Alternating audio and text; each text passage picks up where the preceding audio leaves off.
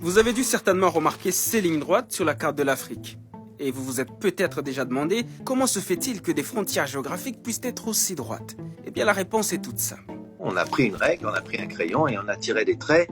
Ce sont des pays européens, l'Empire ottoman, des Américains et même des Russes qui n'avaient jamais mis les pieds en Afrique et qui traçaient tranquillement des lignes à des milliers de kilomètres de là et en l'absence des Africains. Si on ne leur a pas demandé leur avis pour les conquérir, ça on le sait, on ne leur a pas non plus ou rarement demandé leur avis pour tracer les limites. En gros, des peuples, pour servir leurs propres intérêts, ont décidé de l'avenir d'autres peuples, de leurs frontières et de leurs regroupements, sans tenir compte de leur réalité. Résultat des courses, des familles divisées, des conflits géopolitiques permanents, un système commercial chamboulé et par-dessus tout, une carte qui n'a pas été pensée pour leur développement.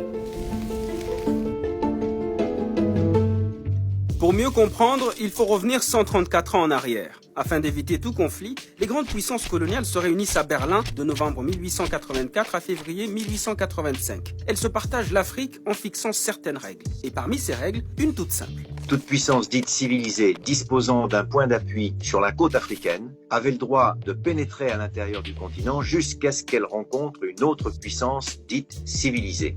Et lorsque dans leur conquête, les puissances signataires se rencontraient, eh bien elles se mettaient d'accord sur les limites de leur territoire. On prenait un point géodésique ici, un autre là, et on tirait un trait tout droit entre les deux. Et tant pis si la ligne passe au-dessus de votre champ ou de votre propriété. Elle devenait la propriété de la puissance civilisatrice. D'ailleurs, ces propos de Lord Salisbury, Premier ministre de Grande-Bretagne à l'époque, se passent de tout commentaire. Nous avons entrepris de tracer des lignes sur des cartes où l'homme blanc n'avait jamais mis les pieds. Nous nous sommes distribués des montagnes, des rivières et des lacs, à peine gênés par ce petit obstacle que nous ne savions jamais exactement où se trouvaient ces montagnes, ces rivières et ces lacs. Et voilà comment on s'est retrouvé avec des territoires africains délimités en Europe à partir de cartes imprécises et parfois fausses. L'historien et cartographe français Bernard Lugan les appelle des découpages à la hache. Par exemple, une Gambie anglaise taillée dans les peuples Wolof et Manding accordés à la France, ou encore les évés coupés en deux tronçons entre le Ghana anglais et le Togo allemand. Si les territoires ont été découpés ainsi sans tenir compte des peuples qui y habitaient, c'est simplement parce que les frontières n'ont pas été tracées pour ces peuples-là, mais plutôt en fonction des intérêts géostratégiques et économiques des colonisateurs. Prenons le cas du Sahel-Sahara. Il y a eu, avant les indépendances, la fameuse organisation commune des régions sahariennes. C'est-à-dire que la France a imaginé inclure à l'intérieur d'une entité géographique bien précise, les Berbères naturellement au nord, mais les Touaregs, les Toubous et les Maures au sud. Ce qui aurait été plus logique, sauf qu'il y avait un petit problème. Lorsqu'on superposait cette carte avec celle des richesses naturelles, et notamment du pétrole, là on n'est plus en 1880, on est en 1950, on s'apercevait qu'à l'intérieur de cette jolie frontière, il y avait pratiquement toutes les ressources en pétrole et en gaz naturel. Pour couper court, le CRS ne fera pas long feu. Elle va disparaître le 10 juin 1960 au moment de l'indépendance des États riverains du Sahara. La vague des indépendances va également emporter l'AOF, Afrique occidentale française, et l'AEF, Afrique équatoriale française. Les grands ensembles disparaissent donc, mais pas leur système mis en place pour gérer et exploiter les colonies. C'est-à-dire que ces découpages coloniaux ont bouleversé l'économie des empires sahélo-sahariens. Les échanges commerciaux transsahariens qui se faisaient entre Africains ont été tournés vers les littoraux et donc vers l'extérieur.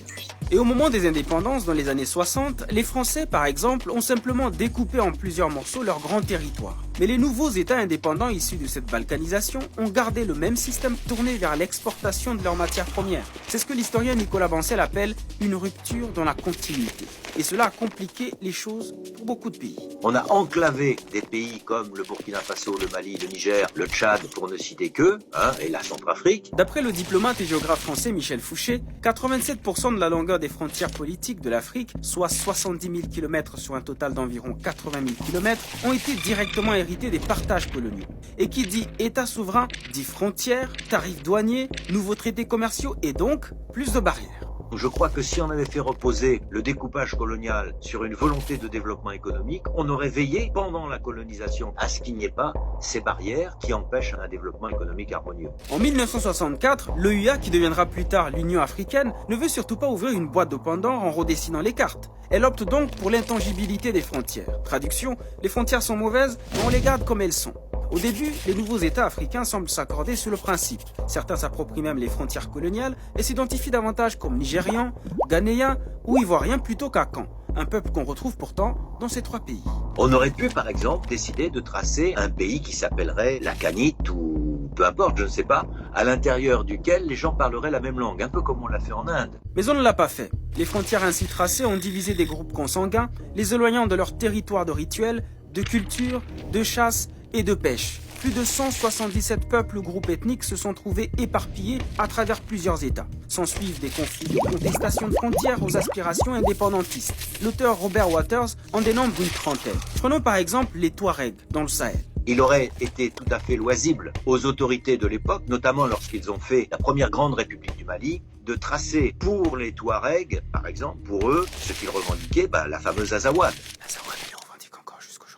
Mais cela aurait-il empêché pour autant les conflits actuels et les divers mouvements armés? Pas si sûr, car plusieurs autres facteurs complexes entrent en jeu. Christian Bouquet cite notamment les politiques des présidents qui se sont succédés, l'échec de la transition démographique, le réchauffement de la planète ou encore les ajustements structurels. Même l'ONU constate un échec de développement généralisé des pays africains. In each case, it is about exclusion. It is about, root causes where you have young people that have no hope, where governance structures are not working. Plus de 50 ans après la décolonisation politique, l'heure est peut-être venue de décoloniser aussi les frontières. 2, 3. Le 7 juillet 2019, les pays membres de l'Union africaine ont lancé à Niamey la ZLEC, la zone de libre-échange continentale africaine, ce qui fera de l'Afrique le plus grand espace commercial au monde, selon le président nigérien.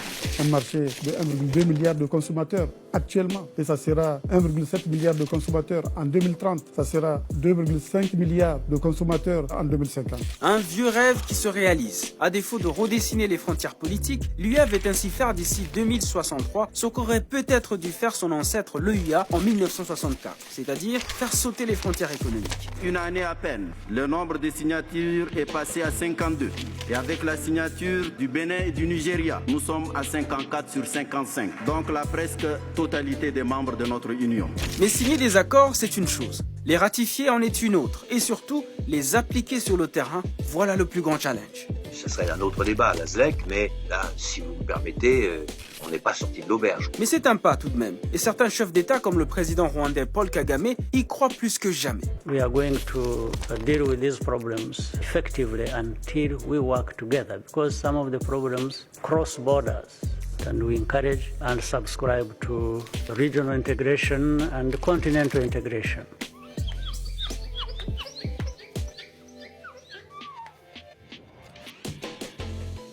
Et vous, une Afrique sans frontières économiques, vous y croyez ?